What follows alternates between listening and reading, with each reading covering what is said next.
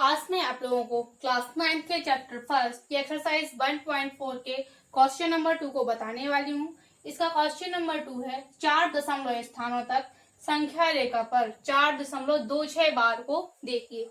यहाँ पर संख्या रेखा पर हमें इसको दर्शाना है। यहाँ पर 4.26 बार है। बार का मतलब होता है संख्या बार बार आ रही है, तो इसको हम लिख सकते हैं 4.26, फिर से आएगा 26। यहाँ पर स्पष्ट रूप से कहा गया है 4 दशमलव स्थानों तक, इसलिए हमने 4 ली। संख्या रेखा पर दर्शाना है, इसलिए हम सर्वप्रथम इसको एक संख्या रेखा पर 0 से लेकर 10 तक के अंक लेते हैं।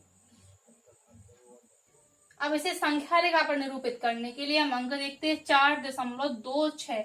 यहाँ पर दशमलव के बाद दिया हुआ है 2, यदि जो भी अंक दशमलव हम इसका निरूपित करेंगे 4.2 है, 4 और 5 के बीच में आएगा। तो सर्वप्रथम हम 4 और 5 के बीच में जूम करके देखते हैं ये अंक हमें कहाँ प्राप्त होते हैं। इसके बीच में हम जूम करेंगे। अब इसके बाद हम पुनः इसे संख्या रेखा पर निरूपित करने के लिए 4 और 5 के बीच के अंकों को लेंगे और जूम करके बार बार देखेंगे कि हमें 4 और 5 के बीच में अंक कहाँ प्राप्त होते हैं।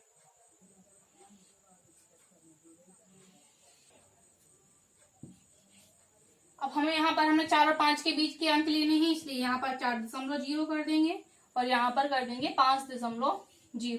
अब इसके बीच के अंक लेते हैं। हमने इस प्रश्न के बीच के अंक ले लिए। अब यहाँ पर दशमलव के बाद का अंक देखते हैं। यहाँ पर है 0.2, तो अभी स्पष्ट हो गया। यहाँ से 4.2 है, तो 4.2 और 4.3 के बीच में होगा। तो इस यहाँ पर हम 4.2 और 4.3 के बीच में जूम करके देखते हैं कि हमें ये अंक कहाँ प्राप्त होते हैं। तो इसके बीच में हम जूम करेंगे। अब हम इसके बाद जो अंक लेंगे वो हम 4.2 और 4.3 के बीच के अंक संख्या रेखा पर लेकर जूम करके देखेंगे कि अब इसके बाद के अंक हमें कहाँ प्राप्त होते हैं। इसके लिए हम पुनः संख्या रेखा लेंगे और उस पर 4.2 और 4.3 के बीच के अंकों को अंकित करेंगे।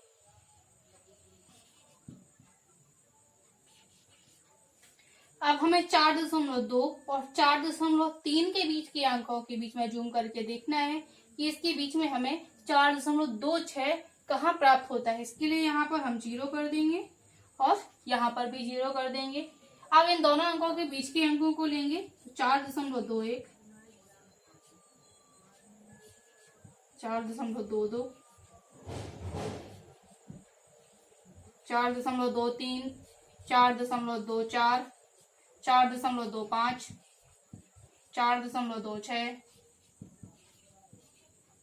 4.27, 4.28 और यहाँ हो जाएगा 4.29।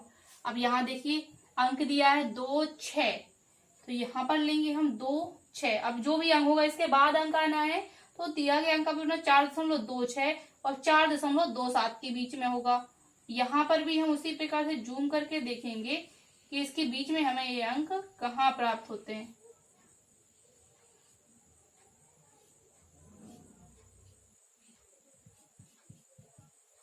अब पुनः हम उसी प्रक्रिया को आगे दोहराएंगे। अब हम 4.26 और 4.27 के बीच के अंकों के बीच में जूम करके देखना है कि इसके बाद हमें 2, 6, 2 कहाँ प्राप्त होता है।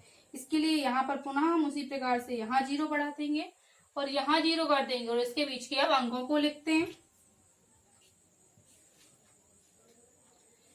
अब यहाँ देखा हमने 4.262, ये प्राप्त हुआ यहाँ पर 262। अब इसके बाद के अंकों के बीच में हमें देखना है, इसके बीच में जूम किया। अब हम 4.262 और 4.263 के बीच के अंकों के बीच में जूम करके देखते हैं कि हमें 4.2626 कहाँ प्राप्त होता है। हमें इनके बीच के अंकों को देखना है, इसीलिए हम यहाँ पर 0 कर देंगे और यहाँ पर भी 0 कर देंगे।